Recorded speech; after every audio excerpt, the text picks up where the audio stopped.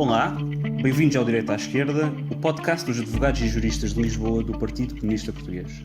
Eu sou o Luís Nunes e connosco hoje estão a Alma Rivera, jurista e deputada do PCP à Assembleia da República, e a Ana Luísa Lourenço, advogada e candidata a vice-presidente da Ordem dos Advogados para o triênio de 2023-25, para discutirem a proteção social dos advogados. Esta questão da proteção social dos advogados pode parecer estranha a quem não lide de perto com a profissão.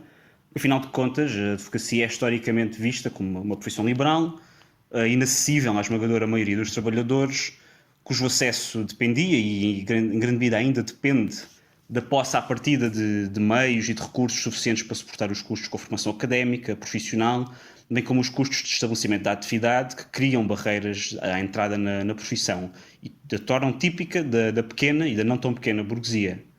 Esta visão da advocacia, como uma profissão de privilegiados, perdura na percepção comum que os leigos têm dos advogados e juristas no geral. Comprovando precisamente essa natureza privilegiada da advocacia como profissão liberal, os advogados não estão sujeitos ao regime dos trabalhadores independentes beneficiários da Segurança Social. Pelo contrário, são beneficiários da Caixa de Previdência dos Advogados e Solicitadores, a CEPAS. Ana Luísa, eu pergunto-te se discutir a proteção social dos advogados, à luz do que eu referia agora mesmo, é discutir um regime de privilégios corporativos ou se, afinal de contas, o aviso que o Marx e o Engels deixaram no manifesto do Partido Comunista de que o capitalismo despe da sua aparência sagrada todas as atividades até aqui veneráveis e transformou o advogado num trabalhador assalariado da burguesia, se cumpriu ao ponto dos advogados poderiam ser considerados como socialmente desprotegidos. Ora, muito boa tarde a todos. É muito curioso que o advogado tenha como primazia na sua profissão o defender os outros, não é? E não se defender ele próprio.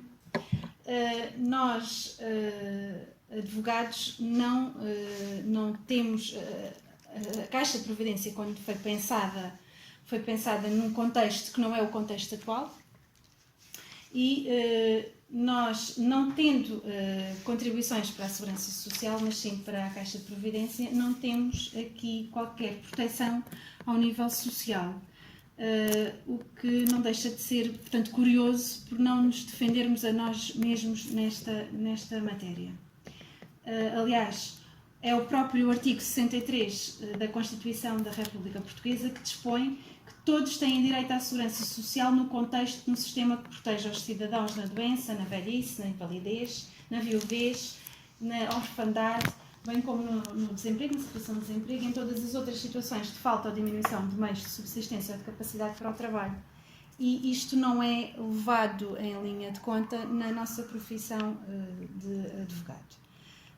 Se antigamente era uma profissão de privilegiados, passava de pai para filho, não é? De pessoas abastadas, hoje em dia não é, isso já não acontece. Aliás, até podíamos focar aqui um outro assunto, embora não seja o assunto que nos traz aqui hoje, mas paralelamente a esta desproteção dos advogados na questão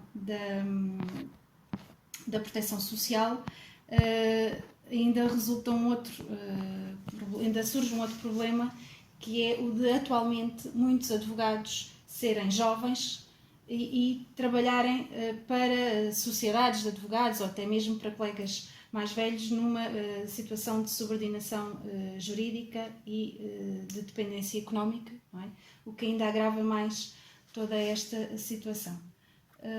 E, portanto, as realidades mudaram relativamente ao que é a característica, o perfil, melhor dizendo, do advogado, e a situação da proteção social mantém-se e, portanto, completamente desatualizada da realidade. Alma, quer dizer, o problema da proteção social dos advogados é, de facto, não só faz sentido se for visto e pensado à luz desta mudança estrutural que a profissão tem vindo a sentir e que é comum a muitas outras profissões, nomeadamente profissões liberais, incluídas num processo de crescente proletarização, por assim dizer, de alguma degradação de características que tinham noutros tempos e que vêm a tornar os profissionais cada vez mais dependentes economicamente de entidades patronais únicas, falsos profissionais liberais, falsos recibos verdes, que na prática, efetivamente, são trabalhadores, são proletários que vendem a sua força de trabalho em troca de um salário do qual dependem para viver. Na anterior legislatura, o PCP apresentou um projeto de lei, o projeto 674, que previa submeter ao regime do contrato de trabalho o exercício da advocacia de forma dependente, precisamente nesta lógica que a Ana Luísa falou, de os advogados, em particular os mais jovens, que entram na profissão recentemente, que já não têm um escritório próprio, não são verdadeiramente profissionais liberais, trabalham para um patrão, que é geralmente uma sociedade de advogados de algum tamanho. Eu pergunto, portanto, de que forma é que tu e o grupo parlamentar do PCP entendem esta questão? Qual foi a motivação da apresentação deste projeto de lei e de que forma é que viram o desenrolar deste processo legislativo e depois a caducidade da lei pelo fim da legislatura? Olá. Julgo que a questão que a Ana Luísa colocava ao início é a questão, é que a realidade é mutável e, de facto, ela é muito diferente daquela que era há uns anos e daquela que teve na base da criação deste regime previdencial, não é? E, portanto, seria até estranho que não se acompanhasse, aliás, é estranho que não se acompanhe a evolução dos tempos, tal como outras profissões também. Até a própria relação de trabalho se alterou. Nós hoje temos pessoas que não sabem diretamente para quem trabalham, ou melhor, trabalham para uma empresa que trabalha para uma empresa que presta serviços para outra empresa e, portanto, se isso é uma alteração, podemos discutir se é boa ou má, na nossa opinião é má, mas se isso é uma alteração, também há alterações nas próprias profissões ditas liberais, ditas ou concebidas como sendo de um estatuto social de privilégio, enfim, de outras origens. Isso hoje não é verdade. Aliás, a realidade demonstra, não é? E, de certa forma, o que temos hoje é até um bocado anacrónico, para não dizer retrógrado, não é? Porque a ideia de que alguém não tem direito à segurança social, no verdadeiro sentido da palavra, não no sentido da instituição, mas, ou seja, não tem direito à segurança de, numa situação de desproteção, como aqui também já foi dito, poder estar acautelado o mínimo da sua sobrevivência e do seu bem-estar. Isso é absolutamente condenável. Houve uma altura que se teve que arranjar as pensões de sobrevivência, não é? Exatamente, é uma outra forma de encarar a questão, mas de facto considerou-se que não podia haver pessoas totalmente neste caso desprotegidas na velhice, não é? E aqui é disso que se trata, no fundo, não é só num período não ativo da vida, mas é sobretudo também nas várias situações que ao longo da vida profissional todos temos, não é? Desde logo a gravidez. Eu julgo que esse é um ponto muito importante, que é a situação das mulheres na profissão. Ontem vinha a discutir com uma camarada que também é advogada esta situação, e ela contava de colegas que sabia que tinham estado um mês e naquele mês tinham aquele dinheiro que agora é disponibilizado, mas que, quer dizer, não é adequado nem às despesas, nem se calhar até um nível de rendimento que poderia eventualmente até ter antes. Enfim, essa é uma questão particular que eu julgo que deve-nos convocar também uma reflexão profunda, daí também a nossa proposta. Mas, sobretudo, a proposta que fizemos tem em conta que não podemos continuar a ficcionar uma situação que não existe. Neste momento há advogados que são assalariados, têm uma relação de subordinação jurídica que é, em muitos pontos, comparável à do contrato de trabalho, não é? Do Código de Trabalho. E, portanto, deve ser encarada como tal, porque a relação e a desproporção de poderes é a mesma, não é? E todas as consequências económicas que isso tem. Portanto, a nossa proposta visava um pouco fazer esta diferenciação, como há a diferenciação, por exemplo, de um advogado de uma empresa, não é? Há advogado associado e há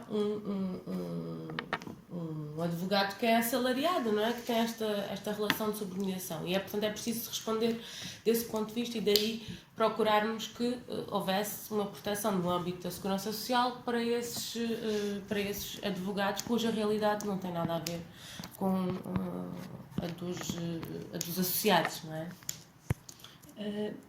Se me permitem, no seguimento daquilo que a Alma estava a dizer agora, dar aqui mais 2 exemplos. Até porque os vivi e, portanto, posso atestar porque foi vivido na pele. Não é só a desproteção na gravidez, não é? A minha filha, quando nasceu, precisou de estar internada. Eu também estive algum tempo internada e não há nenhuma proteção para essas situações de internamento ou de assistência à família, não é? Como os outros normais trabalhadores. Partiu um pé, há uns anos, há uns 4 anos, partiu um pé. Por sorte, não foi detectado que estava partido e não me puseram gesso. E eu consegui continuar, dentro das minhas limitações, a tentar trabalhar conforme podia, não é? Porque não tinha direito a baixa, não podia dizer, olha, agora os próximos 15 dias, 3 semanas, um mês, estou de baixa porque tenho o pé partido e não posso ir ao tribunal, não posso ir ao escritório. Portanto, são situações que, se calhar, até as vivermos, não nos lembramos delas e quando precisamos, dizemos assim, caramba, se eu agora tenho um pé partido, na altura dizia, tenho um pé partido, andei a estudar 5 anos e mais 2 anos e meio de estágio e agora não tenho direito a baixa, mas o que é que eu fiz? Que opção é que eu fiz de vida, não é? Profissional, que agora não me permite, depois de tanto esforço, ter direito a uma baixa. É inacreditável. Portanto, é inacreditável nós chegarmos a essa conclusão e muito triste também. E relativamente à questão da subordinação jurídica, eu há uns anos dei colaboração num escritório de advogados e após o nascimento do meu filho os meus serviços foram prescindidos, foi assim como foi feita a conversa. Portanto, o advogado chamou-me ao escritório precisamente no dia em que o meu filho fez 2 meses e disse, olha, chamei-a cá para dizer que vamos prescindir dos seus serviços. Eu não tive direito a subsídio de desemprego, não é? Trabalhava já lá há 4 anos, ia fazer 4 anos nesse verão, portanto não tive direito a subsídio de desemprego, com 2 bebés pequeninos, porque o meu filho tinha 2 meses, a minha filha nem 2 anos tinha. E portanto, isto são situações que os advogados vivem e que parece que não se passa nada, não é? Todos continuamos a assobiar para o lado, somos uma profissão de elite, muita gente identifica-nos assim, e nem sequer nos devemos queixar, não é? Porque somos uma profissão de elite e até nos fica mal passar cá para fora estes problemas. Estes problemas existem, requerem uma solução urgente, porque não é possível continuarmos a atirar mais o lixo para baixo do tapete, não é? A realidade é esta e tem que se arranjar uma solução. De facto, estes exemplos que a Ana Luísa partilhou connosco, que são comuns e praticamente qualquer advogado tem exemplos deste género, ou que os vivenciou pessoalmente, ou porque conhece pessoas que passaram por este tipo de situações. E retomando a ideia que a Ana Luísa partilhou connosco logo no início, em relação de facto, aos advogados que têm como trabalho defender os interesses de outras pessoas, parece que não defendem o seu interesse. Há de facto um desfazamento entre a própria noção que os advogados têm daquilo que são, na realidade, do que é a sua profissão e os desafios que enfrentam e os direitos que têm e que poderiam ter. Eu pergunto-te como é que criamos consciência de classe nos advogados, como é que fazemos os advogados verem que, de facto, se não lutarem por si, ninguém lutará por eles, a começar pela ordem dos advogados, que até constitucionalmente é proibida de exercer as funções típicas dos sindicatos. aliás, e se a proposta do governo for para a frente, alguém que tenha tido, desempenhado um cargo sindical, já não pode depois ter uma posição dirigente na ordem. Ou seja, isto demonstra também a natureza de tudo isto e da forma como as coisas são concebidas e para que é que são concebidas, não é? Mas de facto é um desafio, mas é um desafio que me parece que é comum também a muitas áreas profissionais e setores. Infelizmente ou felizmente não é uma questão, acho que não é um problema exclusivo dos advogados, é infelizmente uma realidade que faz parte também de um percurso de atomização dos nossos problemas, da nossa realidade, de divisão, não é? Portanto, esta questão das ordens também acaba por se inserir muito nessa lógica de individualização dos problemas e das realidades e de afastamento dessa ideia, que é muito importante, é que tu dizias, que é a ideia da consciência de classe, não é? Da posição em que se está de facto no mundo. Todos nós, ao longo da vida, vamos percebendo onde é que estamos, não é? E quem somos, e de onde é que vimos e para onde é que queremos ir.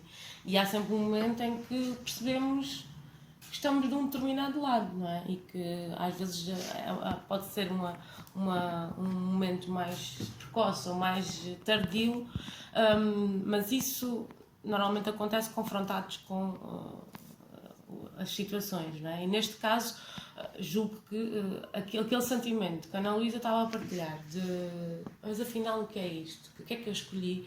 É também um contributo para a consciência, não é?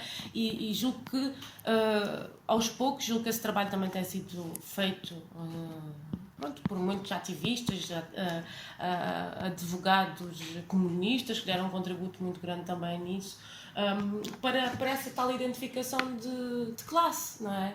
E de perceber que aquele pensamento mágico que nós temos um bocadinho em jovens, de que as coisas se vão, que de facto há muitos problemas, mas que de alguma forma, como nos foi dito, que se nós batermos punho, não era assim que se dizia, se nós fizermos muito e se formos melhores que os outros e se vamos conseguir fugir, não nos vamos encontrar nessa situação. Isso é pensamento mágico, não é? Porque as probabilidades jogam em sentido contrário e, portanto, há sempre um momento de confronto e julgo que é um bocadinho isso.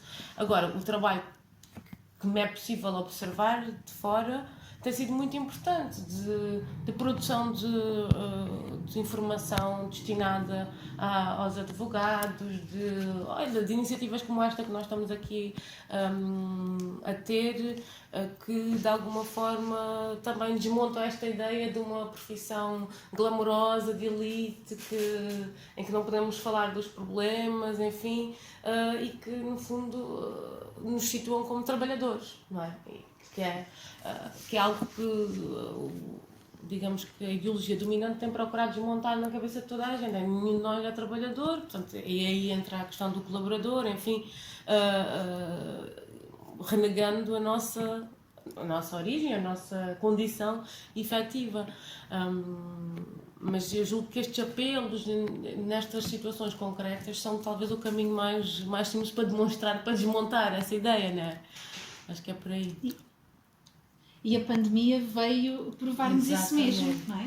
A pandemia veio-nos chamar a atenção de que nós não temos proteção social. Acho que foi o grito de Ipiranga, não é? De muitos advogados, foi com a pandemia. Porque, por um lado, porque o governo nunca se lembrou dos advogados, portanto fomos os únicos que não tivemos qualquer apoio social. Deixa-me só, Ana Luísa, desculpe interromper, só para concretizar precisamente essa ideia, a própria Caixa de Preferência dos Advogados e Solicitadores, em 2021, realizou um estudo interno, uma sondagem em vários advogados, descobriu que em 2020, portanto, no primeiro ano da pandemia de Covid-19, cerca de 79% dos advogados sofreram quebras de rendimento, nomeadamente derivado do encerramento dos tribunais e da paragem da atividade em grande medida. Desses 79%, 75% teve perdas de rendimento superiores a 50%. E, de facto, não só os advogados foram excluídos de proteção social, nomeadamente no âmbito de medidas excepcionais adotadas pelo Governo, mas a própria Caixa de Previdência foi muito reticente a adotar algum tipo de medidas, e as que adotou foram tardias e pecaram por defeito manifesto. A Caixa e a própria Ordem, não é?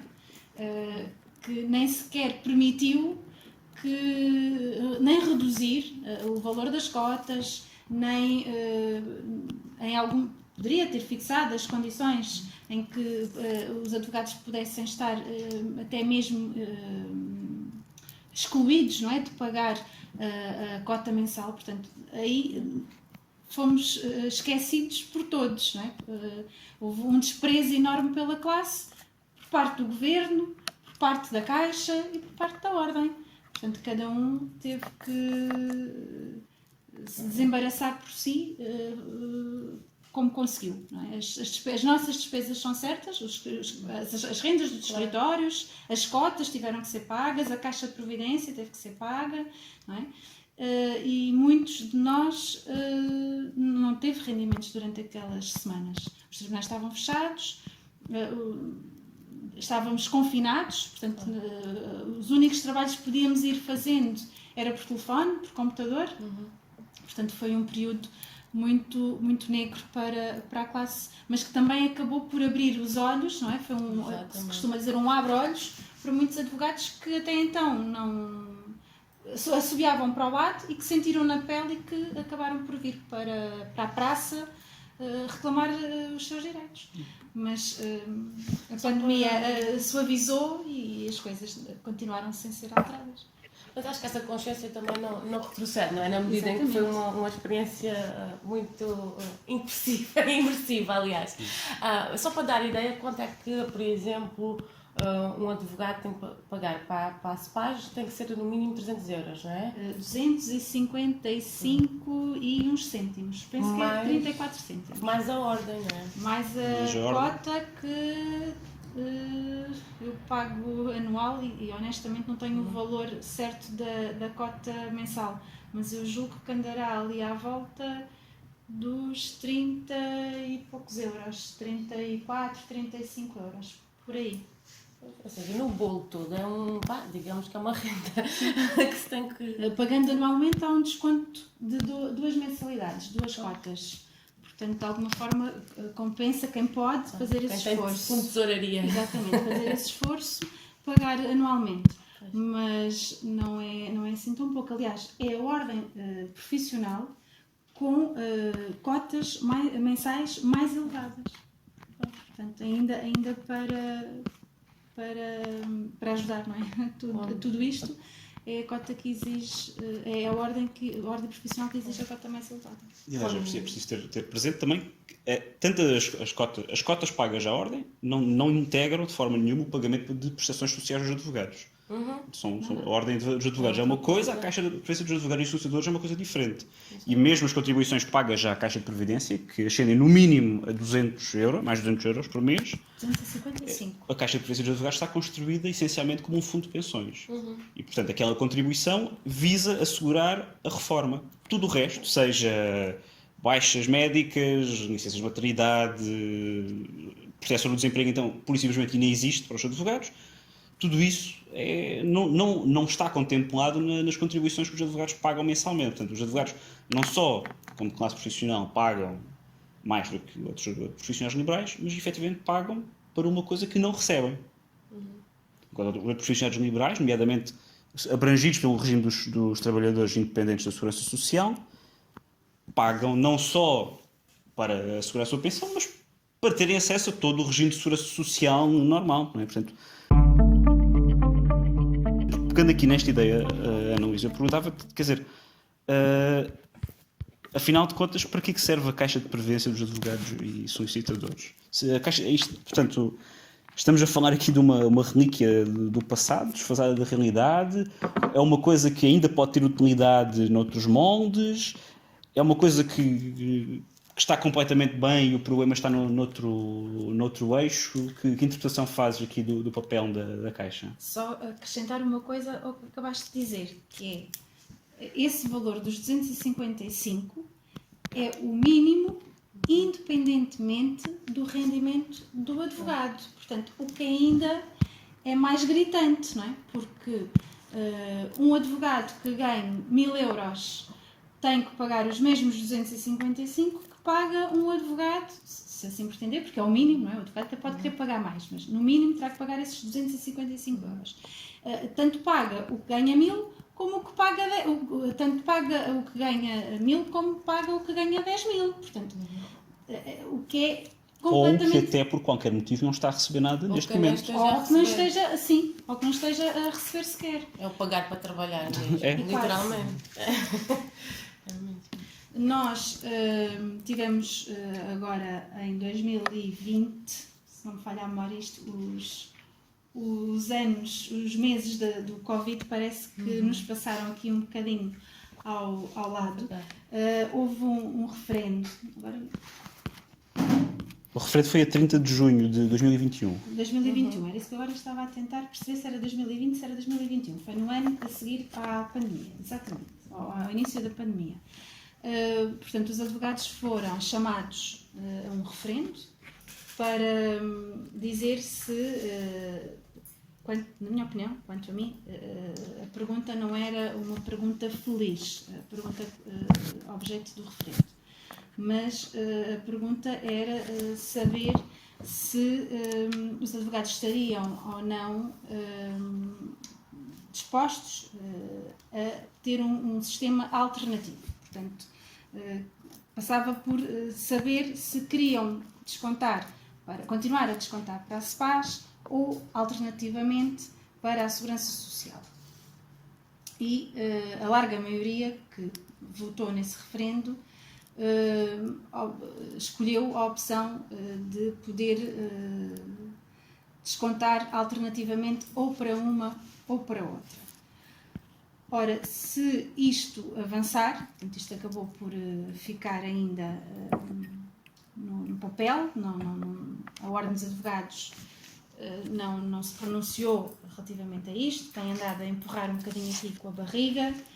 Se isto avançar, isto vai criar um grande problema de sustentabilidade na Caixa de Providência, não é? E, portanto, nós percebemos que as coisas como estão não podem continuar, mas também temos que ter em consideração os direitos adquiridos por quem descontou uma série de anos e que, se de repente a Caixa deixar de ter sustentabilidade, vai perder esses direitos.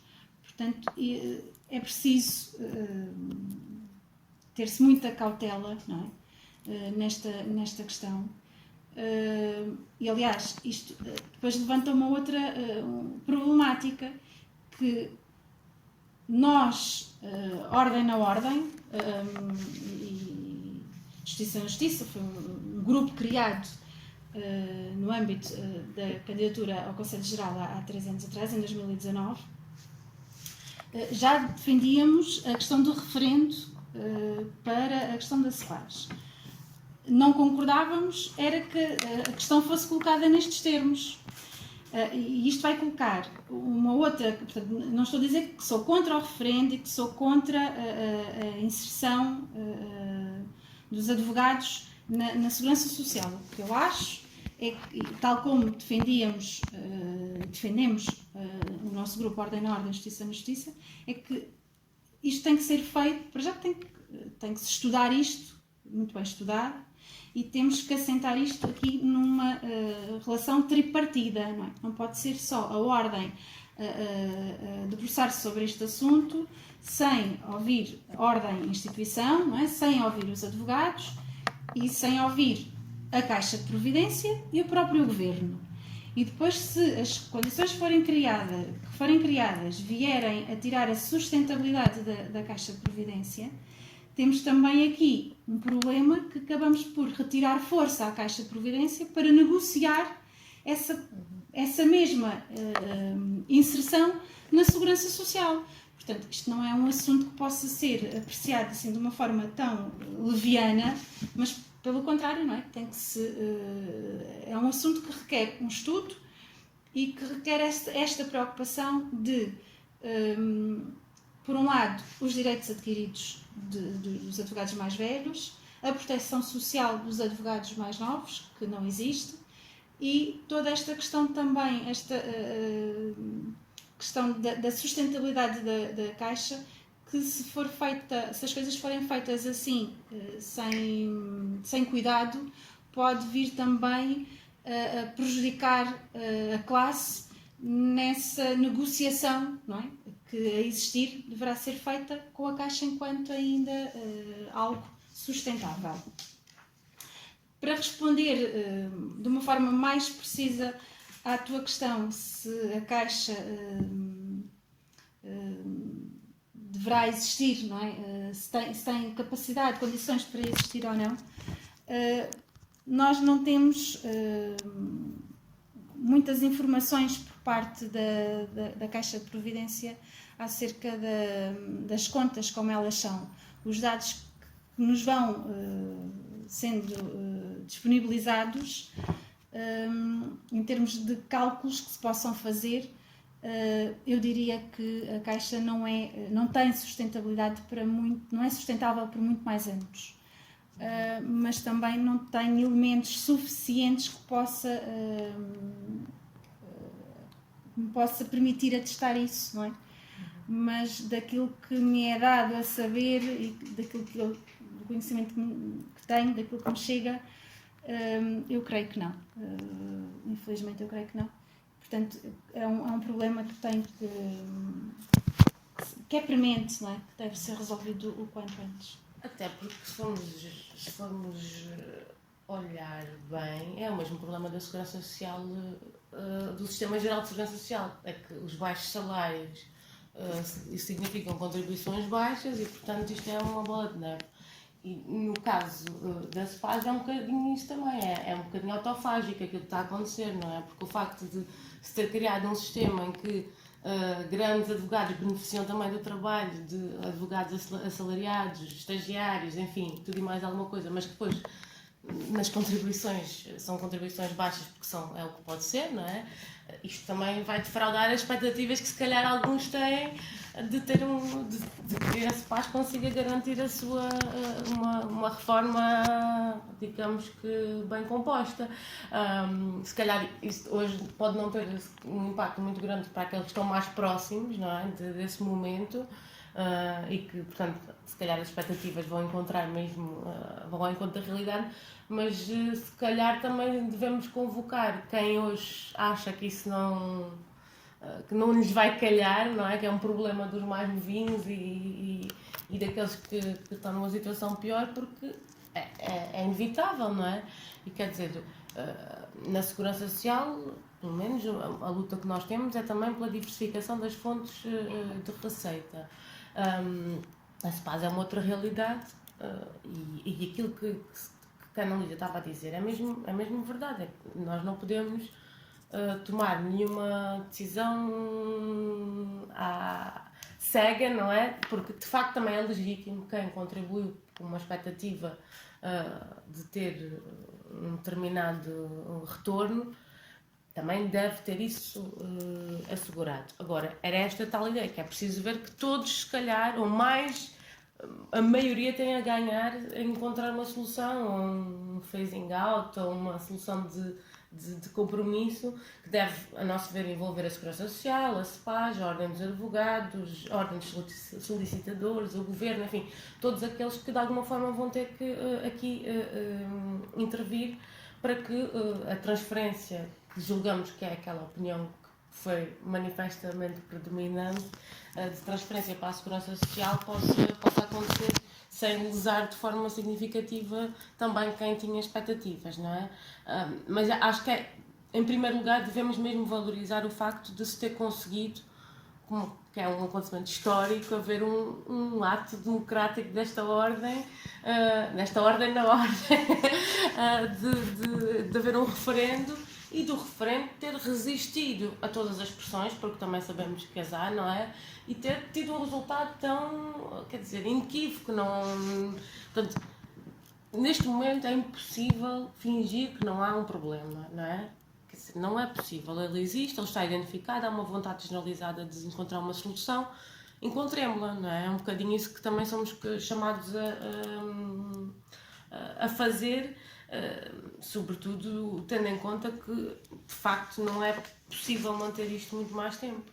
Pegando precisamente nessa questão, quer dizer, de levar a efeito o resultado do referendo e como a Ana Luísa dizia, quer a ordem que tem, a ordem dos advogados, que tem tido uma postura de alguma ambivalência relativamente ao referendo, quer a própria Caixa que se opôs e que afirmou que o referendo era ilegal e elencou uma série de justificações nesse sentido, mas a verdade é que qualquer alteração do regime depende não só da vontade dos advogados, não só da vontade institucional destas organizações, mas depende efetivamente do poder político, nomeadamente do poder legislativo, porque passa por alterar o decreto-lei que estabelece o regulamento das PAs. Eu pergunto, quer dizer, como deputado da Assembleia da República, olhando para a atual composição da Assembleia da República, para a correlação de forças, sabendo o que foram os sentidos de voto, nomeadamente do PS e do PSD, por exemplo, em relação, já falámos do projeto de lei do PCP para estender os direitos consagrados durante a pandemia, também os advogados foi votado contra, com os votos do PS e do PCP, do PS e do PSD, que votaram também contra um projeto de lei que mereceu na altura o voto favorável do PCP, de precisamente integrar os advogados na segurança social. No final de contas, o que é que os advogados, na tua opinião, podem esperar da atual correlação de forças em termos de concretização da sua vontade democrática em ato legislativo? Bem, acho que não vai espantar ninguém se disser que acho que é desfavorável o momento, porque de facto esta situação com a maioria absoluta, com uma concepção dominante que também nos partidos que nos governaram também tem um peso muito grande, uma tradição de advocacia diferente, não é? E portanto não há, assim, acho eu, uma grande sensibilidade para com esta matéria. Aliás, aquilo que nós vimos, e agora a proposta que está em cima da mesa, que não é específica para a Ordem dos Advogados, é mesmo para as profissões reguladas, para as diversas ordens, em que se coloca à cabeça a restrição dos impedimentos para o exercício da profissão, não é? Que é algo que todos concordamos, ninguém pode não concordar, porque de facto é muito injusto, não é? As pessoas tiram um curso, etc., e depois, consoante outros mecanismos e outras vontades, podem ou não podem exercer, de facto, e uma grande componente disso é financeiro, não é? É um investimento que é preciso fazer. Tudo isso está muito certo, mas depois atrás disso vem atrelado um conjunto de outras dimensões, não só a nível da gestão das próprias ordens, aquele exemplo há bocado de quem é que pode e quem é que não pode, mas também uma concepção, a nosso ver, perigosa por exemplo, da criação de sociedades multidisciplinares, o que, no caso dos advogados, parece que é evidente que pode pôr em causa alguns dos deveres deontológicos e algumas das questões mais essenciais da profissão. Basta ver que podemos ter, não só dados, mas aspectos sensíveis. Desculpa interromper, deixa-me colocar-te, pegando precisamente na questão de já atualmente projetos de lei no sentido de permitir a criação de projetos multidisciplinares, nomeadamente o projeto de lei do PS, e eu pergunto-te se os partidos que consideram que podem haver sociedades multidisciplinares, portanto que os advogados nesse sentido não têm nenhuma especificidade face a outras profissões, nomeadamente do PS, com que legitimidade depois prendem os advogados a um regime de proteção social único e anacrónico que é paradoxal. É paradoxal, não é? Faço essa pergunta se... De facto, é mesmo paradoxal. Se por um lado se faz um fim-capé em alguns aspectos e depois se admite uma realidade... Se os advogados são iguais a outras profissões para umas coisas, certamente, no mínimo dos mínimos, um apelo à coerência... Limites, não é? Uma diluição dos deveres e das distinções que têm que existir. Enfim, acho que não tem grande... Não tem lógica, não tem coerência. E é um passo complicado que também os advogados devem combater, porque nada lhes será favorável, não é? Porque aquilo que se vai extremar é exatamente a situação do advogado proletarizado, do advogado que está a responder a um grupo, uma multinacional, uma consultora daquelas que conhecemos e que tão bom nome dão às consultadorias, enfim, aquilo que depois na prática se vai dar é uma situação ainda de maior desproporção de poderes e de impossibilidade também de cumprir com aqueles que são os deveres que passamos a faculdade toda a ouvir. E depois também imagino que, eu não sou advogada, mas imagino que na ordem também haja depois todo esse ensinamento, e é bom que haja, não é? Mas depois isto não é praticável se avançarmos neste sentido. Acho que é isso. Mas bom, tu perguntavas qual é a expectativa. Apesar do ponto de vista da relação de forças, não é? De haver uma maioria absoluta e, portanto, tudo aquilo, à partida, tudo aquilo que o governo quiser fazer ou tudo aquilo que o Partido Socialista quiser fazer, faz, não é? A verdade é que já foi possível contrariar maiorias absolutas e foi possível pela força, não é? Pela mobilização, pela reivindicação, pela pressão, conseguir fazer recuar maiorias absolutas, não é? Em última instância, mesmo com havendo maiorias relativas, não é? E, portanto, ser necessário negociar aquilo que faz mesmo a diferença, essas pessoas cá fora, não é? Estão ou não estão conscientes do que se está a decidir e se estão a fazer pressão para que o partido, que neste caso está no governo, sinta que tem que pensar melhor, ou tem que recuar, ou tem que reconsiderar, enfim. Isto levado ao extremo, até no fascismo foi possível conquistar coisas tão importantes como as 8 horas de trabalho, que hoje já voltamos a afastar, não é? Ou seja, estou a levar isto, não estou a comparar, mas é de facto, até em situações muito mais adversas às conquistas, não é? Foi possível exatamente pela força e pela mobilização, e, portanto, não será uma maioria absoluta do Partido Socialista, nem o António Costa, que vai impedir os advogados de conseguirem vitórias neste âmbito. Era o que mais faltava, não é? Não, esta ideia parece-me que é fundamental, de que, de facto, os advogados devem ter consciência de que a atual correlação de forças políticas na Assembleia da República, pela experiência passada, nomeadamente em votações de projetos de lei que dizem precisamente respeito ao que nós temos estado a discutir, não lhes é favorável. Ou no mínimo não é favorável à vontade democrática expressa pelos advogados no referendo que falávamos há pouco. E que, perante de facto uma maioria absoluta com esse cariz político, resta muito poucas armas aos advogados que não seja a organização e a luta, nomeadamente a luta na rua, como se costuma dizer. Não é uma coisa em que os advogados sejam profícuos, certamente em Portugal não é, mas, por exemplo, ainda esta semana o The Guardian noticiava uma greve dos criminal barristers em Inglaterra. Eu pergunto, quer dizer, o que é que, na tua opinião, os advogados podem e devem fazer de concreto e como é que organizamos, como é que ensinamos os advogados Nós já tivemos 2 manifestações de advogados. Uma em 2017, talvez, 2018, e agora uma em 2019, quando das últimas eleições. Eu estive presente nas duas, sou péssima para datas, estive presente nas duas. Portanto, foi uma coisa inédita. Portanto, já demonstramos que somos capazes de nos organizar e de ir para a rua lutar. Eu espero que os colegas façam o mesmo agora com esta questão da lei das ordens profissionais. Muito honestamente, eu acho que os colegas não estão despertos para este assunto.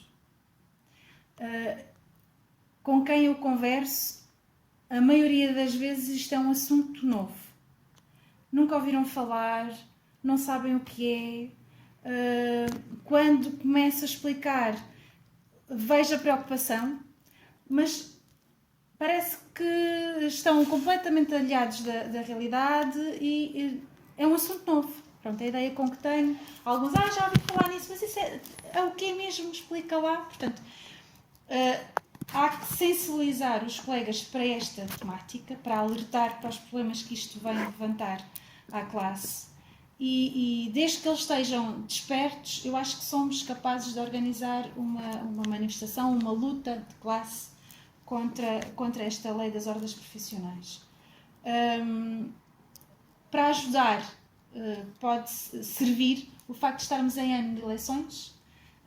Os próprios candidatos a bastonários certamente que não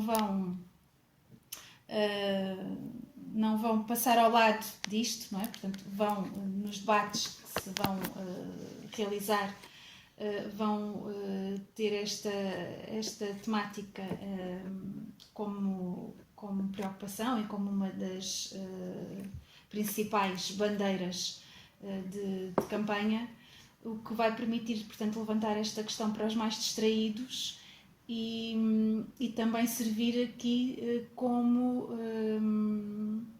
tema, não é? Não digo um tema central, porque a Caixa de Providência, por causa da pandemia, acaba também por ser um tema que vai certamente ser muito discutido durante a campanha, mas este será talvez o segundo assunto mais falado por todos os candidatos e tentar perceber o que é que cada um deles defende, porque alguns se calhar serão a favor, outros contra, e tentar trazer esta temática para cima da mesa e discutir e alertar, essencialmente alertar, sensibilizar, porque quem trabalha, os grandes escritórios vão ser a favor desta lei, não é? Portanto, por aí, quando eu digo vai haver candidatos que vão ser a favor, serão certamente advogados que serão apoiados e que representam os grandes escritórios do país. Agora, os advogados que trabalham em prática isolada, como eu e como muitos outros colegas, não é? Que somos a maioria, isto vem-nos prejudicar em muito.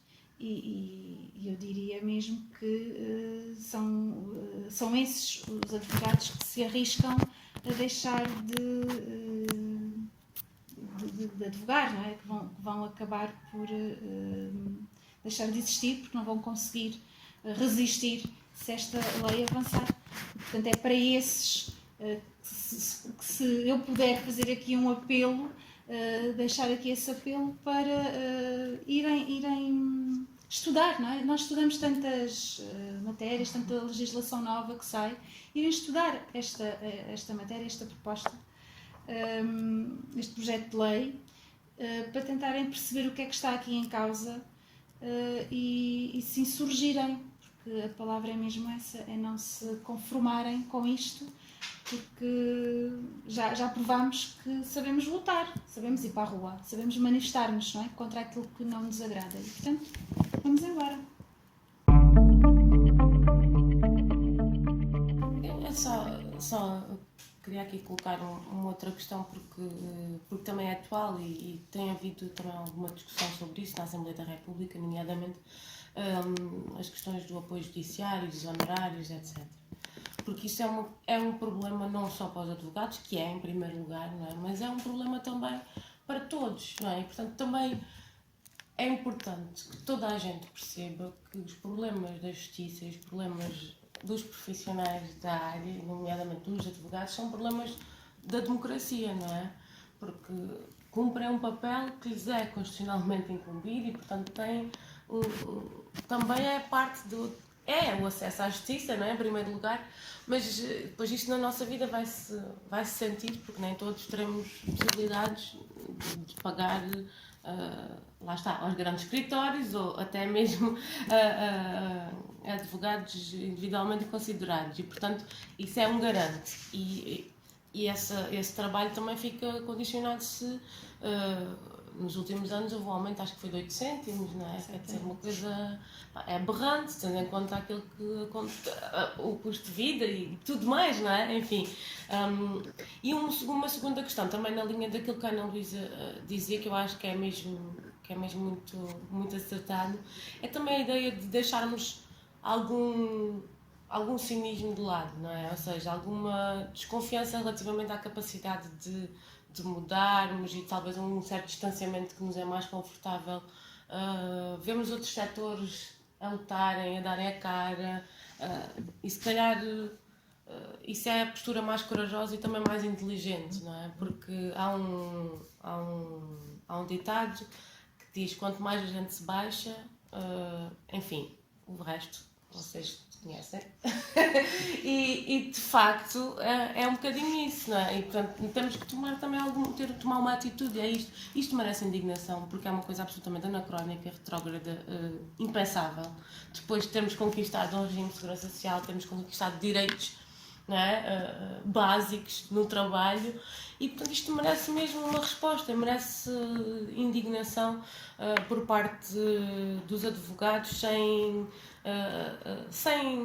medo ou sem constrangimento, em passar a ação como todos os outros que vão conseguindo assim melhorar as suas vidas. Não, nada cai do céu, não é? É um bocadinho isso. Eu costumo dizer que a principal característica de um advogado é ser corajoso. Portanto, com isso eu acho que digo tudo, não é? É preciso coragem para mudar aquilo que não está bem. Portanto, há que manifestarmos essa coragem. E mobilizarmos todos em prol da classe, ao fim e ao cabo, não é em prol de cada um ou de um determinado grupo, é em prol da classe, que somos todos, não é? Da classe dos advogados. Relativamente à questão dos honorários no âmbito do acesso ao direito, do apoio judiciário, pegando aqui nas palavras da Alma, não só é ridículo esse aumento de 8 cêntimos, como também é ridículo a quantidade de anos que não existe um aumento considerável, não é? Portanto, isso acaba, por um lado, por não ser prestigiante, desqualifica de alguma forma os advogados que estão inscritos no sistema de acesso ao direito, que fazem as chamadas oficiosas. E por outro lado, temos taxas de justiça que são caras, elevadas, para a maioria dos cidadãos. Porque quem não tem nada tem apoio judiciário. Quem tem muito, paga, escolhe o advogado que quer, paga o que quiser, não é? Porque pode dispor. Mas aquela franja que está ali no meio, que não pode pagar ao advogado XPTO, porque é muito dinheiro, também acaba por não conseguir ter direito ao apoio judiciário e tem que suportar não só os honorários de um advogado, como também as taxas de justiça. Portanto, era também uma matéria que deveria ser revista, não é?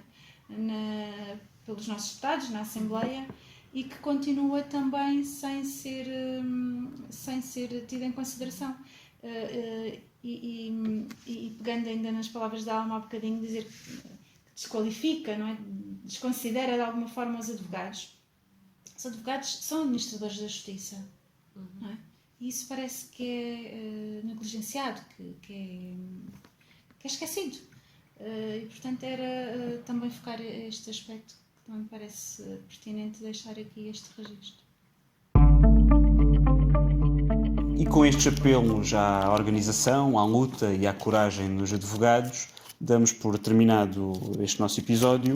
Quero agradecer à Alma Rivera e à Ana Luísa Lourenço por terem aceitado o nosso convite e pelo contributo que nos deram aqui. Esperamos poder voltar a ter-vos convosco noutra ocasião.